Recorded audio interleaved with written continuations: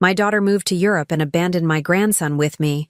With no money, I asked for $40 for formula, but I sent it to the wrong number. The reply was, "You are a warrior." The next day, $10,000 and a box at my door. I'm glad to have you here. Follow my story until the end and comment the city you're watching from so I can see how far my story has reached. I never thought my own daughter would look me in the eye and lie so convincingly. But there Sarah was, standing in my small living room with her suitcase in one hand and baby Tommy balanced on her hip, telling me the most elaborate story about a temporary business opportunity in Europe that would change everything for her family. "It's just for 6 months, Mom," she said, her voice steady as stone. "David's company is opening a branch in Paris, and they specifically requested him. The salary is incredible, enough to finally pay off our debts and get us back on our feet." I watched her bounce Tommy gently, his 8-month-old eyes wide and trusting as he gazed at his mother. My heart ached seeing how attached he was to her, how his tiny fingers clutched at her shirt whenever she moved. "But why can't you take Tommy with you?" I asked, though deep down I think I already knew the answer. Sarah's face tightened for just a moment before she plastered on that smile I'd seen her use with bill collectors and landlords. "The housing situation is complicated, Mom. David's company is providing temporary housing, but it's not suitable for a baby. You know how these corporate arrangements are. Once we get settled and find our own place, we'll send for Tommy immediately."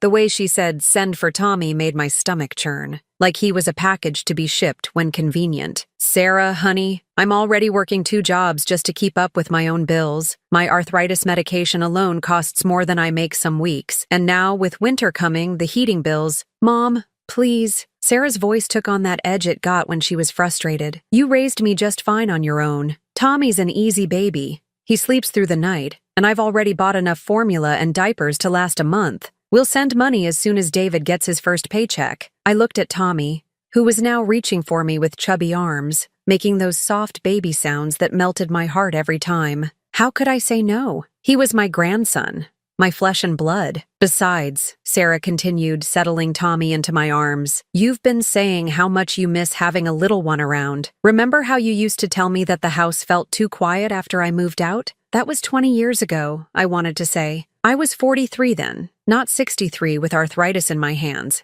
and a back that screamed at me every morning when I got out of bed. But Tommy snuggled against my chest, his warm little body fitting perfectly in the crook of my arm, and I felt that familiar surge of unconditional love that comes with being a grandmother. "6 months," I said firmly, "and you'll call every day to check on him." "Of course, Mom, every single day." That was 3 months ago. The calls stopped after the first week. Now, as I stood in the baby formula aisle at the grocery store, Tommy strapped to my chest in a carrier I'd bought secondhand, I felt the weight of that lie crushing down on me.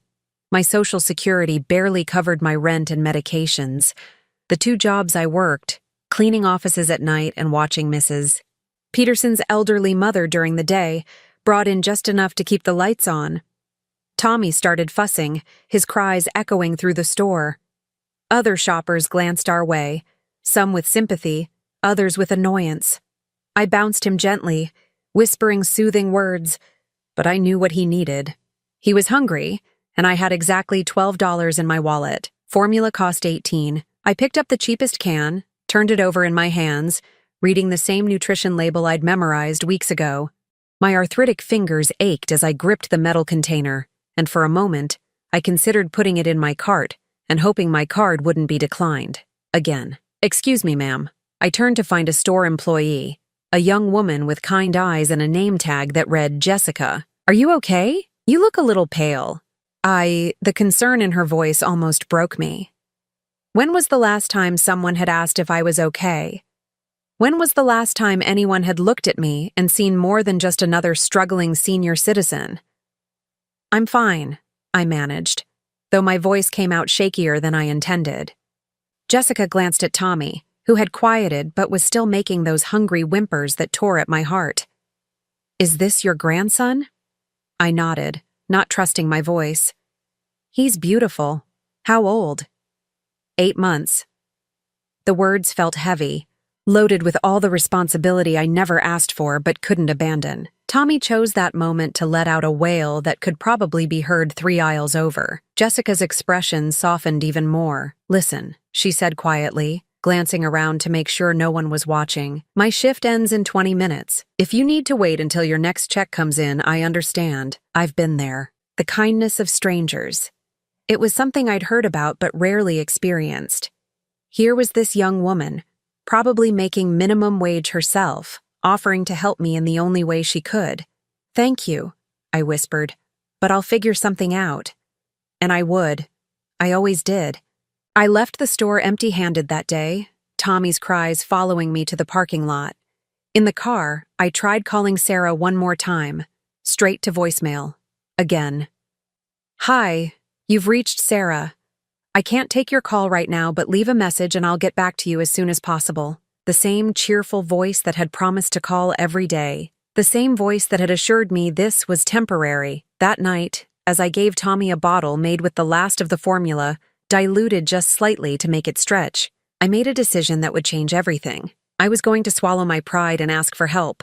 My neighbor, Mrs. Chen, had always been kind, bringing me soup when I was sick, checking on me during bad weather. Surely she would understand. I stared at my phone for nearly an hour before I finally worked up the courage to type the message. My fingers, stiff with arthritis, moved slowly across the screen, each word feeling like an admission of failure. "Hi, Mrs. Chen.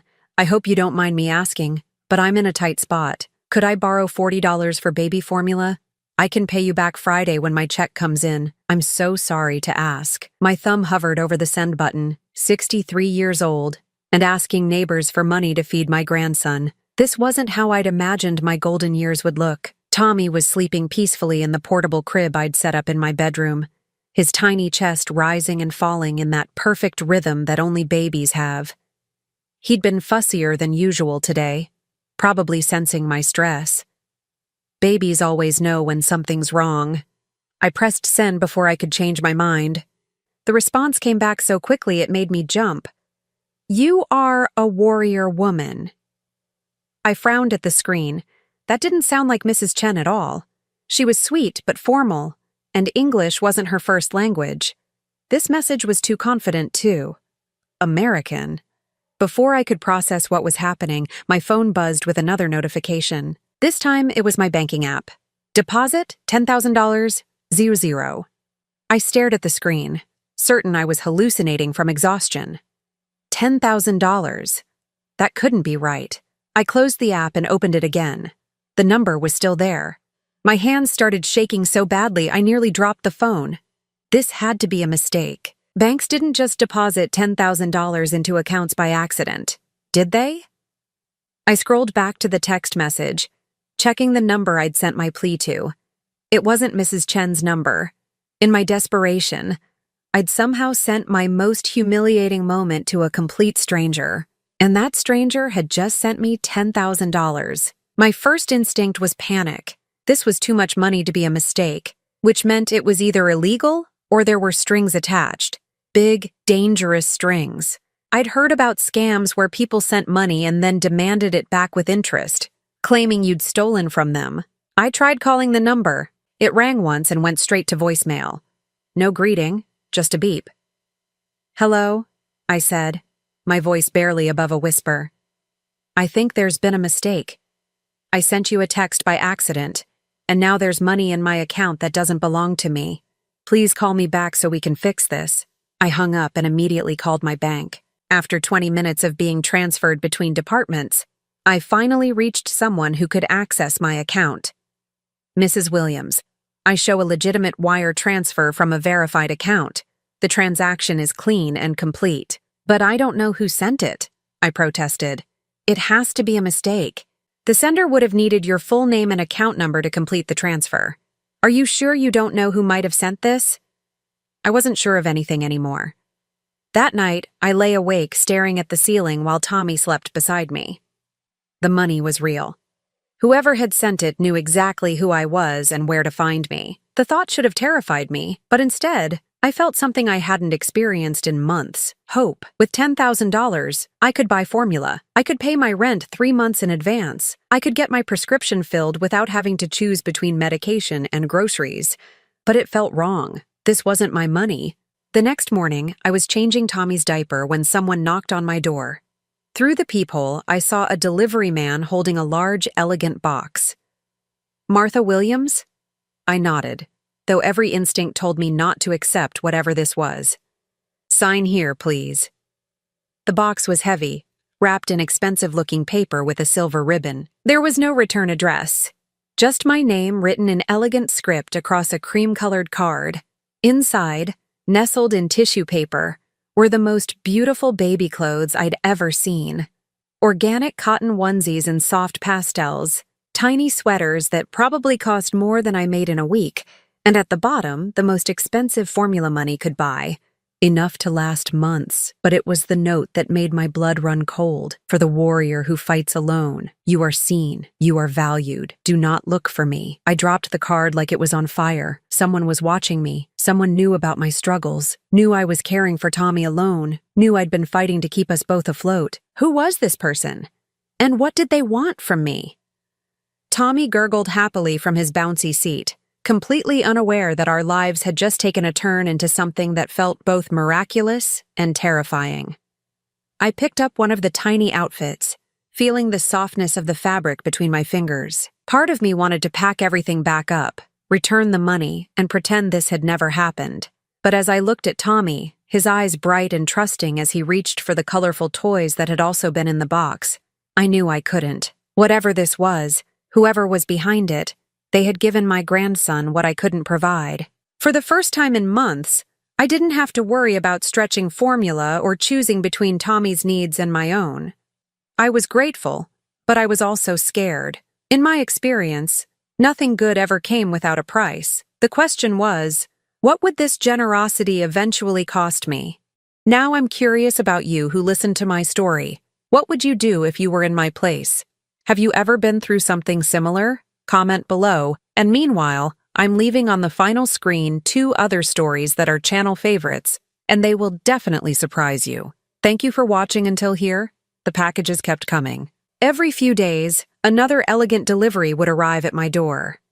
Educational toys that Tommy loved, organic baby food in flavors I'd never heard of, even a high-end stroller that folded with the touch of a button. Each package came with the same type of note, written in that same careful script. For the warrior's little prince, or because every battle deserves the best armor. The notes were starting to unnerve me more than comfort me. I'd been trying to act normal, to pretend that my life hadn't been turned upside down by a stranger's inexplicable generosity. But normal was hard to maintain when your neighbors started whispering behind their curtains every time a delivery truck pulled up to your modest duplex. "Martha sure is getting a lot of packages lately," I heard Mrs. Patterson say to her husband as I brought in Tommy from our daily walk. She didn't bother lowering her voice. "Wonder where she's getting the money for all that fancy stuff." I pretended not to hear her, but the comment stung. I'd lived in this neighborhood for 15 years, watched Mrs. Patterson's own grandchildren grow up, brought her casseroles when her husband was in the hospital. Now she was looking at me with suspicion, as if I'd suddenly become someone she couldn't trust. It got worse when Tommy's new stroller caught the attention of other mothers at the park. The old me would have been invisible among the young moms with their designer diaper bags and matching outfits. But now, pushing a stroller that cost more than some people's rent, I stood out in all the wrong ways. "That's a bugaboo fox," one mother said to another, loud enough for me to hear. "Those retail for like $1,500. Must be nice to have family money." Family money. If only she knew that my family had abandoned me with their responsibility while they lived it up in Europe. I tried calling Sarah again that afternoon. This time, the call went through. "Mom!" Sarah's voice was bright, too bright, with laughter and music in the background. "How's my baby boy doing?" "He's fine. No thanks to you," I said, trying to keep the bitterness out of my voice. "Sarah, it's been 3 months. When are you coming back for him?" There was a pause, and I could hear her moving away from whatever party or gathering she was at. "Actually, Mom, that's why I'm calling. David's assignment got extended. The company loves his work, and they're offering him a permanent position here. We're thinking of making Paris our home base."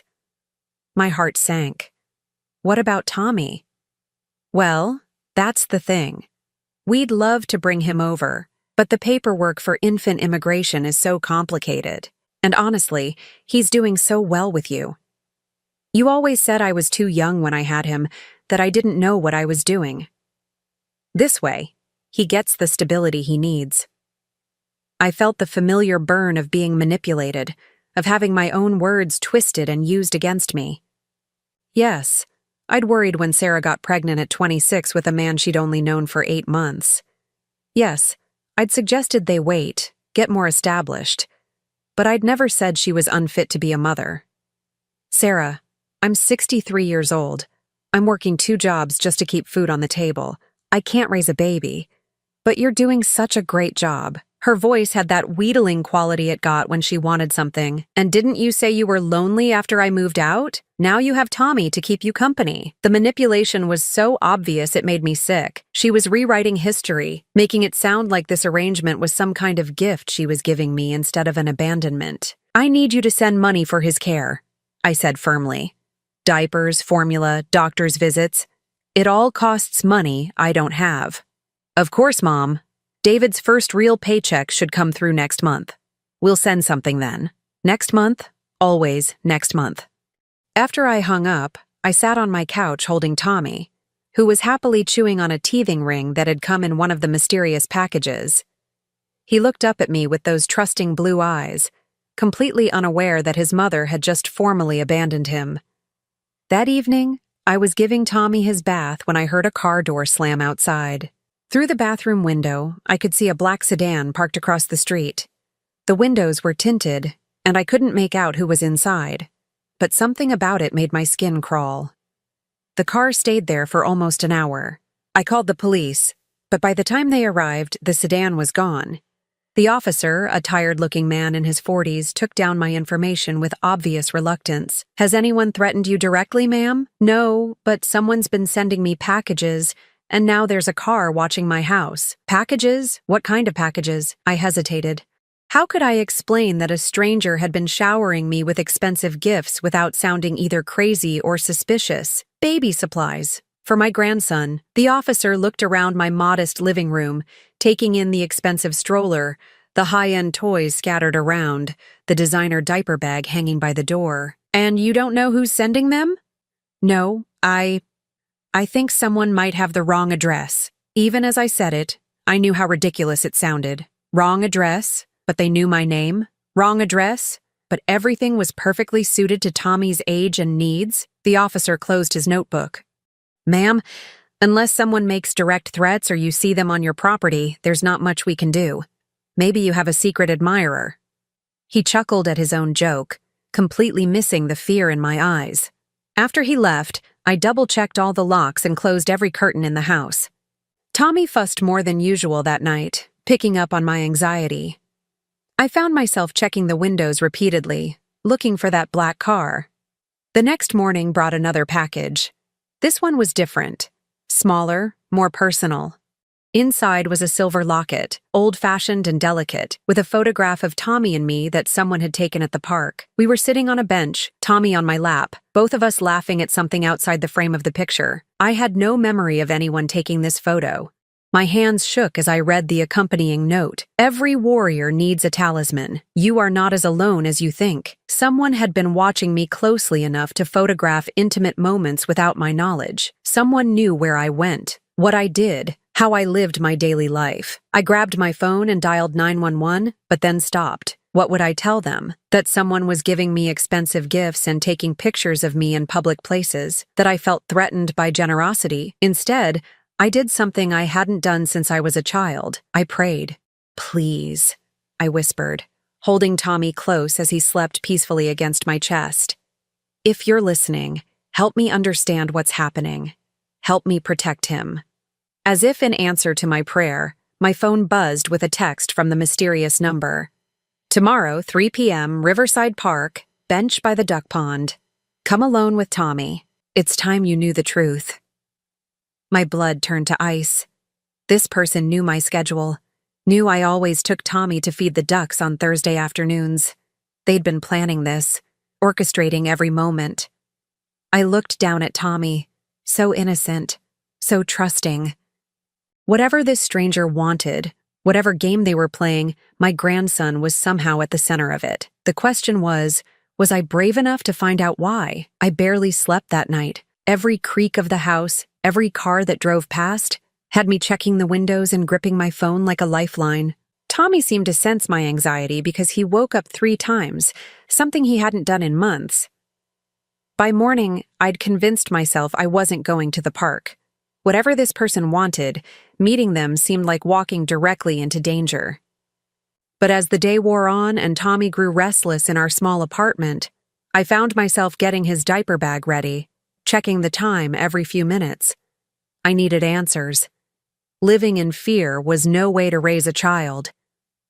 At 2:45, I strapped Tommy into his stroller and walked the 6 blocks to Riverside Park. My legs felt weak, and my mouth was dry despite the cool October air. I kept looking over my shoulder, expecting to see that black sedan following me. The park was busy with the usual Thursday afternoon crowd: mothers with toddlers, elderly couples feeding pigeons, teenagers cutting class. Everything looked normal, which somehow made me more nervous. I reached the duck pond at exactly 3 p.m. and sat on our usual bench, the one with the best view of the water where Tommy loved to watch the mallards paddle around. I positioned the stroller so I could see in all directions, my hand never leaving the handle. Mrs. Williams. I spun around to find a man approaching from behind a large oak tree. He was older than I'd expected, probably in his late 60s, with silver hair and kind eyes behind wire-rimmed glasses. He wore a simple navy jacket and khaki pants, the kind of outfit you'd see on any grandfather spending time at the park. This wasn't the dangerous stranger I'd been imagining. "Please don't be afraid," he said, stopping about 6 feet away and raising his hand slightly. "My name is Richard Morrison. I'm the one who's been sending the packages." "Why?" The word came out as barely a whisper. Richard looked at Tommy, who was gurgling happily at the ducks, completely oblivious to the tension between the adults. "May I sit down?" It's a long story." I wanted to say no, to grab Tommy and run, but something in Richard's manner made me pause. He wasn't threatening. If anything, he seemed as nervous as I was. "Slowly," I said, my voice stronger than I felt. Richard eased himself onto the other end of the bench, maintaining respectful distance between us. Up close, I could see the sadness in his eyes, the kind of deep grief that never fully goes away. 3 years ago, I lost my wife, Catherine," he began, his voice quiet but clear. "Pancreatic cancer. We fought it for 2 years, spent everything we had on treatments, experimental procedures, anything that might give us more time." He paused, watching a duck dive underwater for food. "Catherine always said she regretted not having children. We tried for years, but it wasn't meant to be. Toward the end, when she knew the cancer was winning, she made me promise something." "What kind of promise?"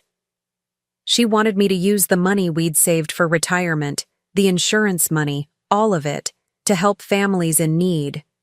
But not through some big charity where the money disappears into administrative costs. She wanted it to be personal, direct, meaningful." I felt some of my fear beginning to ease, replaced by curiosity. After she died, I didn't know how to honor that promise. I was lost, angry at God, at the world, at myself for not being able to save her. Then about 6 months ago, I started monitoring local area codes, looking for people who might need help.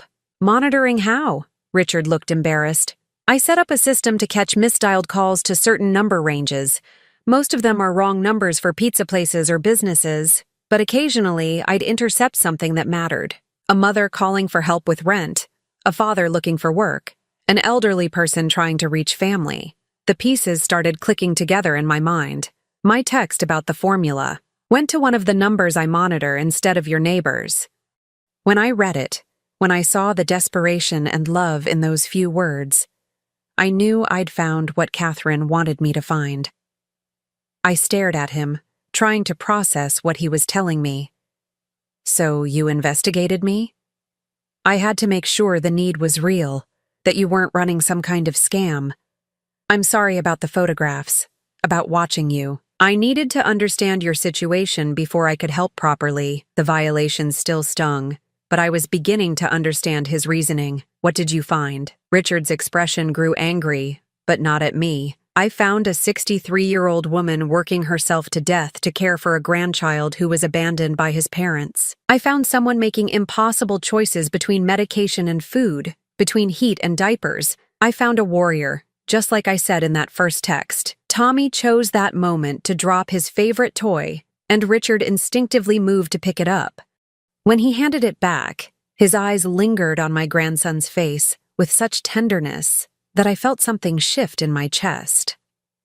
I also found records showing that your daughter and her husband have been posting pictures from expensive restaurants and luxury hotels all over Europe, Richard continued, his voice hardening, while you've been struggling to afford formula. Hearing it stated so bluntly made me feel ashamed and angry at the same time. I don't understand why you care. You don't know us. Because Catherine would have cared, and because Richard hesitated, then continued, because I see her in you. The same strength, the same refusal to give up even when everything seems hopeless. We sat in silence for a while, watching the ducks and listening to Tommy's happy babbling. The October sun was starting to set, casting golden light across the pond. What do you want from us? I finally asked. Richard turned to look at me directly. I want to help. No strings attached, no expectations. I have more money than I could spend in 3 lifetimes, and no family to leave it to. Catherine made me promise to use it to make a difference, and helping you and Tommy feels like the most important thing I could do with it. And if I say no, then I'll respect that. The money I've already sent is yours regardless, but I hope you won't say no, Martha. I hope you'll let me be part of Tommy's life, and yours. There was something in the way he said it that made me look at him more carefully. This wasn't just about honoring his wife's wishes anymore. This was about a lonely man who had found purpose in helping us. I need time to think about this, I said. Richard nodded, standing up slowly. Of course, but Martha, there's something else you should know. I hired a private investigator to look into your daughter's situation in Europe. My heart stopped. What did you find? Sarah and David aren't just extending their stay by choice. They've been lying to you about everything. David never had a job in Paris. They're living off credit cards and borrowed money, staying in cheap hostels and pretending to have a glamorous life on social media. The world seemed to tilt sideways. What are you saying? I'm saying they abandoned Tommy not because of work, but because they couldn't handle being parents. And now they're in so much debt that even if they wanted to come back, they probably can't afford to. Richard reached into his jacket and pulled out a thick manila envelope. It's all in there. Financial records, social media investigations, everything. I'm sorry, Martha. I know this isn't what you wanted to hear. As he walked away, leaving me alone on the bench with Tommy and the devastating truth about my daughter, I realized that everything I thought I knew about my situation was a lie. But for the first time in months, I wasn't facing the truth alone. I spent 3 sleepless nights reading through Richard's evidence about Sarah. The photos were the worst part. Images pulled from her social media accounts showing her and David laughing over wine at outdoor cafes, posing in front of monuments, living the carefree life of young travelers while I scraped together enough money for Tommy's next meal. But it was the financial records that really broke my heart. Credit card statements showing they'd maxed out every account. Hotel bills that revealed they weren't staying in the luxury accommodations their Instagram posts suggested, but in hostels and cheap motels. Records of bounced checks, declined payments, mounting debt. They hadn't abandoned Tommy for a better life. They'd abandoned him because they were running from their responsibilities, and taking care of a baby didn't fit with their fantasy of escaping reality. On the 4th day, Richard called. Martha, I know this is a lot to process. Would you like to meet again? Maybe somewhere more private this time? I looked around my small apartment, at Tommy playing on a blanket surrounded by the expensive toys Richard had sent. You can come here, I said. I think we need to talk. When Richard arrived that evening, he looked different than he had at the park. Less formal, more vulnerable. He wore a simple sweater and jeans, and he'd brought a bouquet of flowers, not expensive roses or exotic orchids, but cheerful daisies from the grocery store. For you, he said, seeming almost shy as he handed them over. Catherine always said daisies were honest flowers. No pretense, just simple beauty. I put them in an old mason jar, the only vase I owned, and felt something warm spread through my chest. It had been years since anyone had brought me flowers. Even when Sarah's father was still in the picture, he'd been more practical than romantic. "Would you like some coffee?" I asked. "That would be nice." As I prepared the coffee, Richard sat on my small couch, and Tommy immediately crawled over to investigate this new person. I watched nervously as my grandson pulled himself up on Richard's legs, but Richard's face lit up with such genuine joy that my anxiety melted away. "Hello there, little man," Richard said softly, letting Tommy grab his finger. "You're getting so big, aren't you?" "He likes you," I observed, settling into my armchair with 2 mugs of coffee. "I hope so. I don't have much experience with babies, but I've always wanted to learn." There was something wistful in his voice that made me study his face more carefully. "You said you and your wife never had children. Did you want them?" Richard's expression grew distant. "More than anything, we tried for 15 years before we finally accepted it wasn't going to happen. Catherine used to joke that we had enough love for a house full of kids, but nowhere to put it." "I'm sorry," I said, and I meant it. That must have been hard. It was, but Catherine always said everything happens for a reason, even if we can't see it at the time. He looked down at Tommy, who was now contentedly chewing on Richard's watchband. "Maybe this is the reason. Maybe we were meant to save our love for Tommy." The way he said "our love" made my heart skip. This wasn't just about charity anymore. Richard was talking about something deeper, more permanent. "Richard," I said carefully, "what exactly are you suggesting?"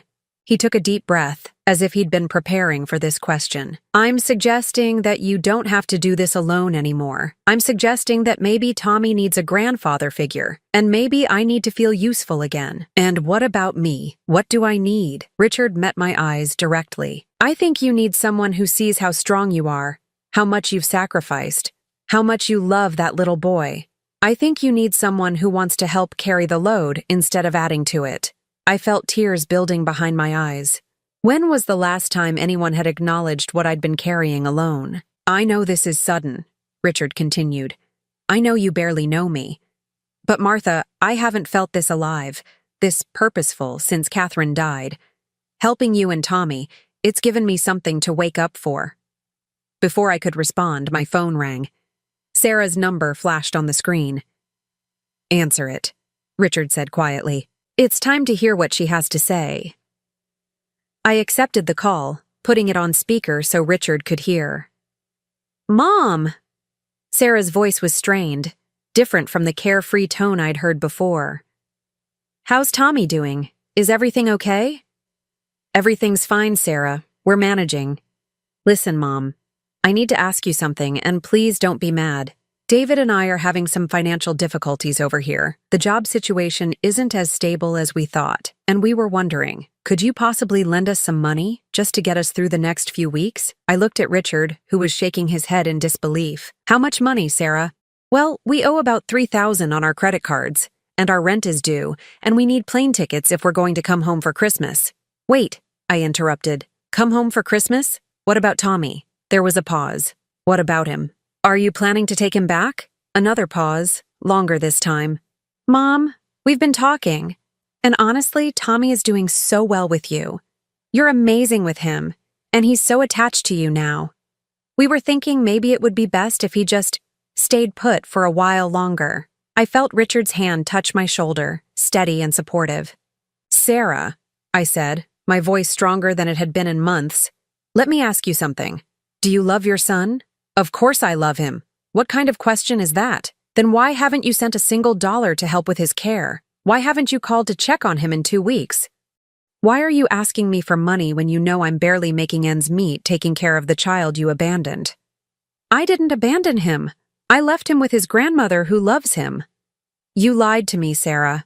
You lied about David's job, about the temporary housing, about coming back in 6 months. You've been posting pictures of your European vacation while I've been choosing between my arthritis medication and Tommy's formula." I could hear Sarah crying on the other end of the line, but for the first time, her tears didn't manipulate me into backing down. "Mom, please, We're desperate. We just need help getting back on our feet, and then we can figure out what's best for Tommy." "No, Sarah. I'm done being your safety net while you pretend to be living your best life. If you want to be Tommy's mother, then come home and be his mother. If you want to keep playing house in Europe, then sign over guardianship to me legally, so I can make medical decisions and get him enrolled in daycare. You can't give me an ultimatum." "I'm not giving you an ultimatum. I'm telling you the truth. Either you're Tommy's mother or you're not. You can't be both when it's convenient." Richard squeezed my shoulder, his eyes shining with pride. I need time to think," Sarah said, her voice small. "You've had 9 months to think. Figure it out, Sarah. But don't call me asking for money again until you've decided whether you want to be a mother or a tourist." I hung up before she could respond. The apartment fell silent except for Tommy's happy babbling as he played with the blocks Richard had brought him. "That was incredibly brave," Richard said softly. "That was long overdue," I replied, surprised by how liberated I felt. Richard stood up and walked to the window, looking out at the street where we'd first met. "Martha, I want to ask you something, and I want you to know there's no pressure either way." My heart started beating faster. "I've been alone for 3 years. You've been essentially alone for 9 months. We're both too old for games and too tired for anything that isn't real." He turned to face me. "What would you think about not being alone anymore?" I looked at this kind man who had appeared in my life like an answer to prayers I'd been too proud to voice. "Are you asking me on a date, Richard Morrison?" He smiled and his whole face transformed. "I'm asking you to consider letting me love you both. Tommy needs stability, and you need support, and I need purpose. Maybe we can give each other what we all need." Tommy chose that moment to take his first unsteady steps across the room, lurching from the coffee table toward Richard's outstretched arms. We both gasped as my grandson toddled the 3 feet between them, collapsing into Richard's embrace with a triumphant giggle. "Did you see that?" Richard whispered, his voice thick with emotion. "His first steps." As I watched this gentle man hold my grandson, both of them glowing with joy at this milestone moment, I realized that sometimes the most unexpected gifts come disguised as strangers with sad eyes and generous hearts. "Yes," I said, though I wasn't just answering his question about Tommy's steps. "Yes, I saw it." 6 months later, I stood in the kitchen of Richard's house, our house now, watching through the window as he pushed Tommy on the swing set he'd had installed in the backyard. At 14 months old, my grandson was walking confidently and saying his first words, "Mama" for me and "Papa" for Richard. The legal guardianship papers had come through 3 weeks ago. Sarah had finally made her choice, signing over temporary custody while she and David tried to sort out their lives in Europe. She'd called exactly once since then, a tearful conversation where she'd apologized for everything and promised to visit soon. I wasn't holding my breath. Richard had proposed on a Tuesday morning in February while we were feeding Tommy breakfast. Nothing dramatic or elaborate. He'd simply set a small velvet box next to my coffee cup and said, "Catherine always said that when you find your family, you know it. I found mine." The ring was simple. A single diamond on a gold band that had belonged to his grandmother. It fit perfectly, as if it had been waiting for my finger all along. We'd married in a small ceremony at the courthouse, with Tommy as our only witness. Judge Martinez had smiled as she performed the ceremony, commenting that she'd never seen a happier family. Now, as I watched Richard lift Tommy high into the air, both of them laughing with pure joy, I marveled at how much our lives had changed. My phone buzzed with a text message. For a moment, my old anxiety flared, conditioned by months of dreading Sarah's calls. But the message was from my neighbor, Mrs. Chen, the woman I'd originally meant to text that desperate night. "Martha, I just wanted to say how happy I am for you and Tommy. Richard is a wonderful man, and you both deserve this joy. Would you like to bring Tommy over for dinner this weekend? I made too much soup again." I smiled, typing back my acceptance. The neighborhood had taken a while to adjust to the changes in my life, but gradually, the whispers and suspicious looks had given way to genuine happiness for our little family. "Mama! Mama!"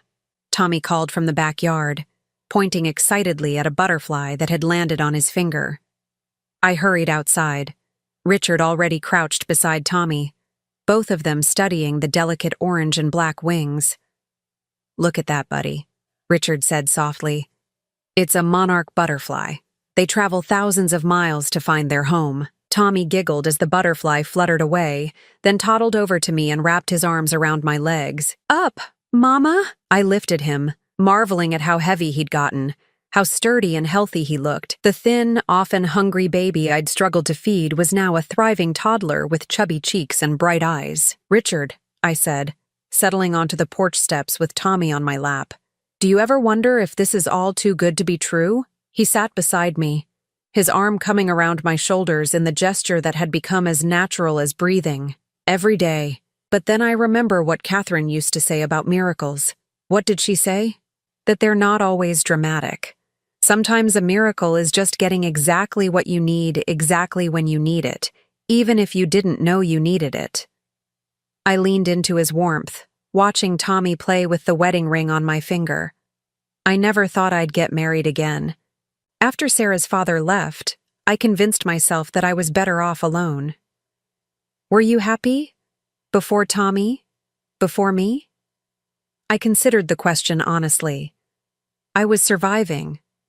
I was proud of my independence, proud that I'd raised Sarah on my own and built a life that was stable if not exciting. But happy? I don't think I remembered what that felt like. Richard pressed a kiss to the top of my head. "And now I wake up every morning grateful, not just for the financial security, though that's wonderful, but for this, for having someone to share Tommy's milestones with, someone to worry with when he's teething, someone to laugh with when he does something adorable, someone to grow old with," Richard added quietly. "We're already old," I pointed out, making him chuckle. "We're seasoned. There's a difference." Tommy had fallen asleep against my chest, his small fist clutched around my finger. The afternoon sun was warm on our faces, and somewhere in the distance, I could hear the sound of children playing. "Martha," Richard said, his voice careful, "I got a call from my lawyer today." My contentment wavered. "About what?" "About making this permanent. The adoption process, I mean. If you're comfortable with it, I'd like to legally adopt Tommy. Give him our name. Make sure that no matter what happens with Sarah in the future, he has the security of knowing where he belongs." Tears pricked my eyes.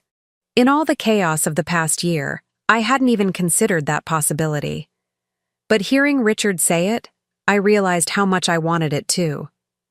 "You want to be his grandfather legally, not just in practice?" "I want to be his grandfather in every way that matters. And I want him to be our son, not just yours." I looked down at Tommy, so peaceful in sleep, his dark lashes casting shadows on his cheeks. He would never remember the months of struggle, the fear and uncertainty. His earliest memories would be of this house, this security, this love. "Yes," I whispered. "Yes, I want that too." Just then my phone rang. Sarah's number appeared on the screen, and for the first time in months, I didn't feel that familiar dread. "Answer it," Richard said gently. "Whatever she has to say, we'll handle it together." I accepted the call, but didn't put it on speaker this time. Tommy was sleeping, and Richard was beside me. I was ready to face whatever came next. "Hi, Sarah." Mom. Her voice was different, quieter, more mature somehow. "How are you? How's Tommy?" "We're doing well. Very well, actually. I saw the pictures you posted on Facebook of Tommy with the man you married. He looks happy." I glanced at Richard, who was listening but giving me the space to handle this my way. "He is happy. We all are." "I'm glad. I really am, Mom. I know I messed up badly. I know I hurt you and abandoned Tommy. And I know saying sorry isn't enough. No, it's not enough, but it's a start. David and I are coming home next month. We've finally saved enough for plane tickets, and we found jobs in Portland. Nothing glamorous, but honest work." "That's good, Sarah. I'm proud of you for taking responsibility. I want to see Tommy. I know I don't have any rights anymore, and I know he probably doesn't even remember me, but I want to try to be part of his life again, even if it's just as his aunt or family friend." I felt Richard's hand squeeze mine, offering silent support. "We can arrange visits," I said carefully. "Supervised at first until Tommy gets comfortable with you again. But Sarah, you need to understand something. Richard and I are adopting Tommy. This is his home now, and we're his parents. You can be part of his life, but you can't disrupt his stability." There was a long pause. Then I heard her crying softly. I understand, Mom, and I think that's probably best. For him, I mean. He deserves parents who put him first, and I wasn't ready to do that before. And now? Now I know the difference between wanting to be a mother and being ready to be one. Maybe someday I'll be ready. But right now, I just want to make sure Tommy knows I love him, even if I can't take care of him the way he deserves. After we hung up, I sat in the gathering dusk with my husband and our sleeping son, feeling a peace I'd never expected to find. How do you feel about that? Richard asked. Hopeful, I said, surprising myself. For the first time, she sounded like she understood what she'd done and why it was wrong. Maybe she really is growing up, and if she wants to be part of Tommy's life? I looked at the man who had given me everything I'd never dared to hope for. Then she'll learn that love isn't just a feeling. It's a choice you make every day, in big ways and small ways. It's choosing to get up in the middle of the night when he's sick. It's choosing to put his needs before your wants. It's choosing to stay when things get hard. Richard smiled, understanding the deeper meaning in my words. It's choosing each other. It's choosing each other, I agreed. As the stars began to appear in the darkening sky, I realized that sometimes the most beautiful love stories aren't about young passion or dramatic romance. Sometimes they're about two people who have lived long enough to know what really matters, finding each other when they need it most. Sometimes they're about a warrior woman who thought she'd fight alone forever, discovering that the greatest victories are the ones shared with the people who choose to stay and fight beside you. Tommy stirred in my arms, opened his eyes, and smiled sleepily at the two faces looking down at him with such love. Mama, Papa, he whispered, then closed his eyes and went back to sleep. We were home.